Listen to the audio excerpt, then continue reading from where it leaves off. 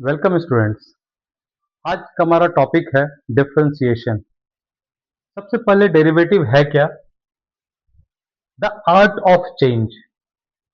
Art of change means किसी भी functions को हम किसी के रिस्पेक्ट में चेंज कर रहे हैं।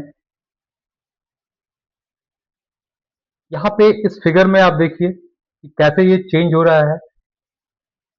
अ derivative measure how a function change at one exact moment, किसी पर्टिकुलर पॉइंट पे, not over an intervals. Tangent line आपने देखा होगा ज्योमेट्रिक में, slope of tangent. Speedometer analogy आपने देखा होगा कि कैसे कार का स्पीडोमीटर वर्क करता है। तो ये डेरिवेटिव का कांस्टेंट डेरिवेटिव का मतलब सबसे पहले क्या है कि आप एक फंक्शन को कैसे चेंज होता है, पर्टिकुलर किसी मोमेंट पे एक फंक्शन कैसे चेंज होता है। अब यहां से आप the power rule, the foundation. Foundation सबसे पहले क्या यहां पे है, कैसे हम इसको चेंज करते हैं।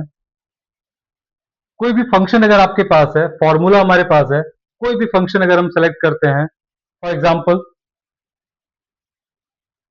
यहां पे एक फंक्शन हम ले रहे हैं differentiation x to the power n, x to the power n। तो जो हमारा फॉर्म होता है जब हम डेरिवेटिव इसका निकालते हैं तो n और एक पावर जो है वो हमारा कम हो जाता है। ये जो भी पावर है x का वो पावर पहले आ जाएगा और एक पावर जो हमारा है वो कम हो जाएगा। ये सबसे सिंपल है। आप लोगों ने डिफरेंशिएशन क्लास 11th में ही पढ़ा होगा। क्लास 11 से स्टार्ट होता है। मैथ्स के साथ साथ ये फिजिक्स में भी यूज होता है डिफरेंशिएशन का। डेरिवेटिव हम लोग यूज करते हैं सिंपल फॉर्म्स। अब ये सबसे बेसिक फॉर्म है कि x to the power n हम कैसे सॉल्व करेंगे।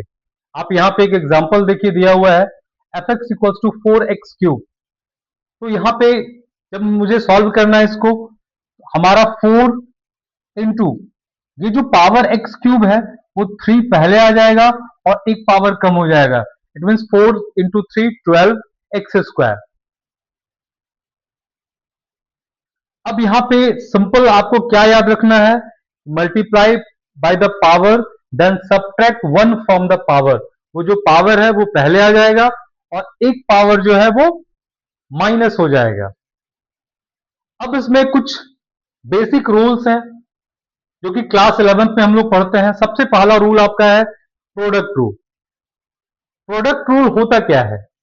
प्रोडक्ट रूल है कि अगर दो फंक्शन मल्टीप्लाई के फॉर्म में हो तो हम उसको कैसे डेरिवेटिव करेंगे। फॉर्मूला कहता है u into B. If suppose u is the first function and v is the second function, तो first we leave the first function, derivative the second function. It means आप इसको ऐसे लिख सकते हैं, अगर u इंटू वी है तो आप फर्स्ट फंक्शन को एज इट इज रहने दें, सेकेंड फंक्शन का डेरिवेटिव कर दें, second function as it is, first function का डेरिवेटिव। आप इसको अपोजिट भी कर सकते हैं, फर्स्ट फंक्शन का derivative then left the second, then left the first function, second function का डेरिवेटिव। वो आप पे डिपेंड करता है। ये हमारा प्रोडक्ट रूल कहलाता है। सेकेंड रूल हमारा है कोशिएंट रूल। अब कोशिएंट रूल में क्या है? कोशिएंट रूल देखिए, कोशिएंट में यही फॉर्म अगर डिवाइड के फॉर्म में हो, यानी u बाई वी अगर डिवीजन के फॉर्म में हो तो हम कैसे उसका डेरिवेटिव निकालेंगे।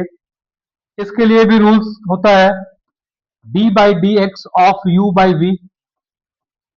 द फॉर्म इज v, जो भी आपका डिनोमिनेटर है उसका स्क्वायर कर देंगे। डिनोमिनेटर को हम सबसे पहले लिखेंगे और डेरिवेटिव करेंगे न्यूमरेटर का, minus numerator as it is, denominator का डेरिवेटिव करेंगे। ये हमारा कोशिएंट रूल होता है। और थर्ड और सबसे इंपॉर्टेंट रूल जो है वो हमारा चेन रूल है।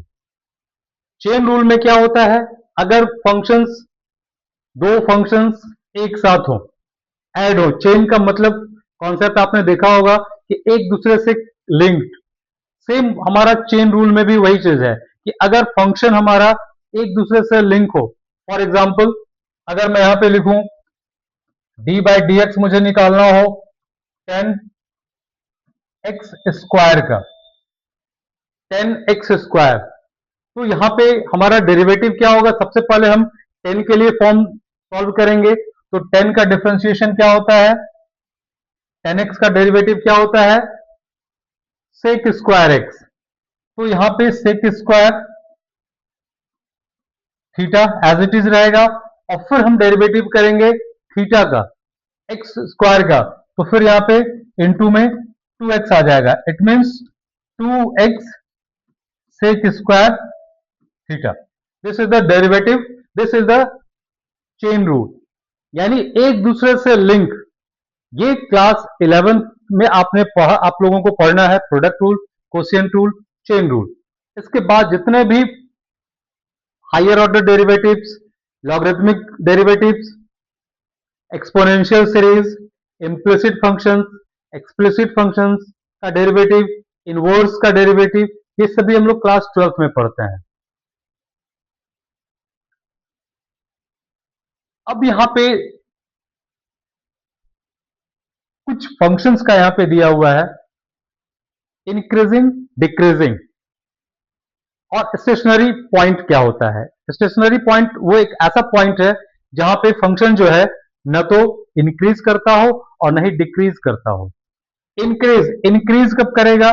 जब हमारा एफ डैश एक्स यानी कि हमारा जो डेरिवेटिव है फंक्शंस का वो ग्रेटर देन जीरो होगा, तो वो इंक्रीज करेगा।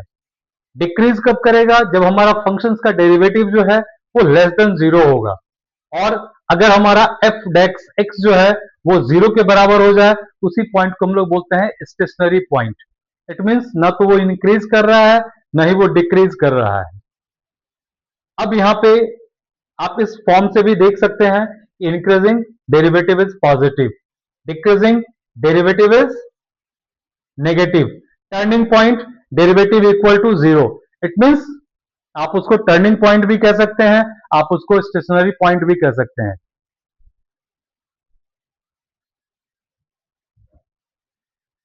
अब यहां पे रियल वर्ल्ड एप्लीकेशन क्या है? डेरिवेटिव हम लोग कहां कहां पे यूज करते हैं? तो सबसे पहला इंजीनियरिंग, किसी का मॉडलिंग जब हम करते हैं यहां पे मूविंग ऑब्जेक्ट का, इकोनॉमिक्स में इसका यूज है, जहां पे हम एग्जैक्ट पॉइंट निकालते हैं कि जहां पे प्रॉफिट जो है मैक्सिमाइज है या मिनिमाइज है।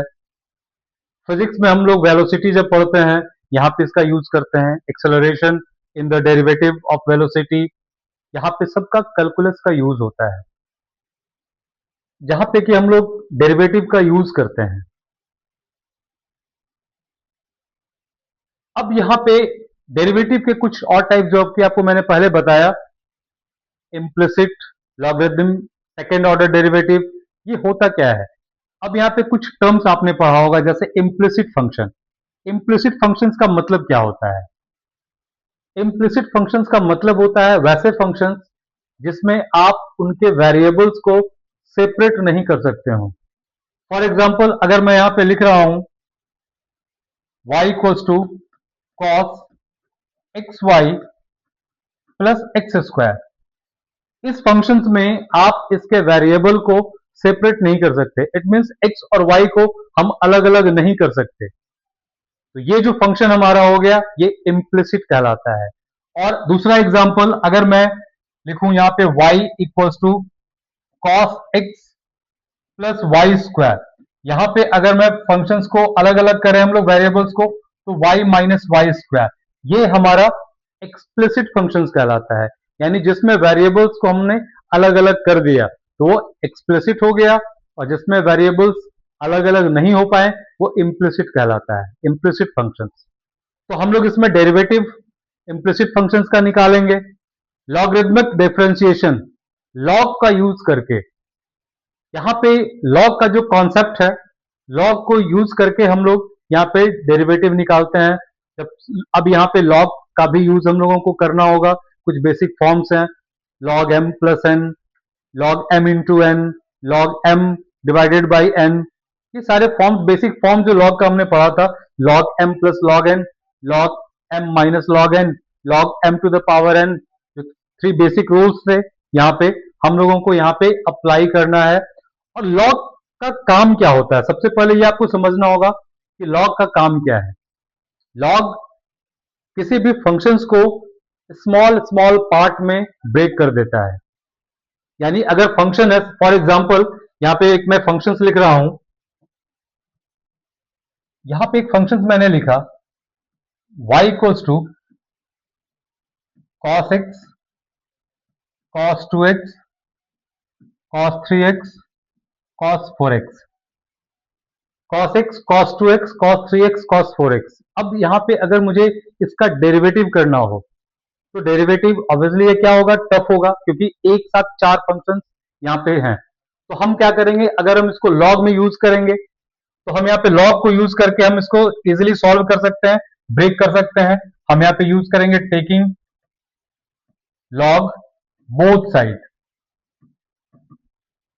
तो यहां से वैल्यू जो हमारा है log y equals to log cos x, cos 2x, cos 3x, cos 4x। अब यहां से जो वैल्यू है ये अलग अलग हो जाएगा, log cos x plus log cos 2x plus log cos 3x plus log cos 4x। अब इससे जो हमारा कैलकुलेशन है वो अलग अलग पार्ट में डिवाइड हो गया, हमारा डिफरेंशिएशन जो है वो इजी हो गया। तो लॉग का यूज हम लोग डिफरेंशिएशन में कब करते हैं, जब भी हमारे पास हमें किसी फंक्शंस को स्मॉल स्मॉल पार्ट में ब्रेक करना हो, हम लॉग का यूज करते हैं। इसके बाद हमारा सेकंड ऑर्डर डेरिवेटिव।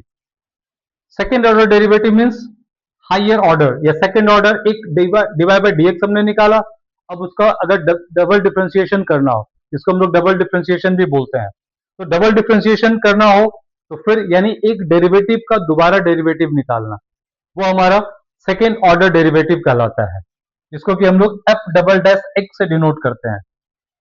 यहां पे कुछ नोटेशन आप लोगों को ध्यान रखना होगा, y2 और y डबल डैश और एफ डबल डैश एक्स और D square Y by D X square, ये चारों नोटेशन जो है वो सेकेंड ऑर्डर डेरिवेटिव के हैं। अब अगर फर्स्ट ऑर्डर डेरिवेटिव मुझे एक्सप्लेन करना हो तो इसी तरह से मैं फर्स्ट ऑर्डर डेरिवेटिव का भी लिख सकता हूं। यहां पे कई बार कंफ्यूजन होती है, y1 और y डैश और f डैश एक्स और dy बाई डी एक्स, ये सारा नोटेशन जो है ये फर्स्ट ऑर्डर डेरिवेटिव का है। इसके बाद लास्ट जो हमारा कंक्लूजन है, कैलकुलस का जो टूल किट है, क्या क्या हमें कहां कहां यूज करना पड़ता है। नेक्स्ट क्लास में फिर हम लोग मिलेंगे इसके कुछ क्वेश्चंस के साथ। अभी आज आपको मैंने सिर्फ कॉन्सेप्ट बताया कि डेरिवेटिव होता क्या है और ये कहां कहां इसका अप्लाई है। नेक्स्ट क्लास में फिर हम लोग मिलेंगे इसके कुछ क्वेश्चंस के साथ, बेसिक से स्टार्ट करेंगे हम लोग, क्लास 11th के डेरिवेटिव से स्टार्ट करेंगे और फिर हम लोग क्लास 12 का जो मेन मेन पोर्शन है वो कवर अप करेंगे। अब यहां से इसको एक बार आप रिवाइज करें, लोग मिलते हैं फिर नेक्स्ट क्लास में। Thank you.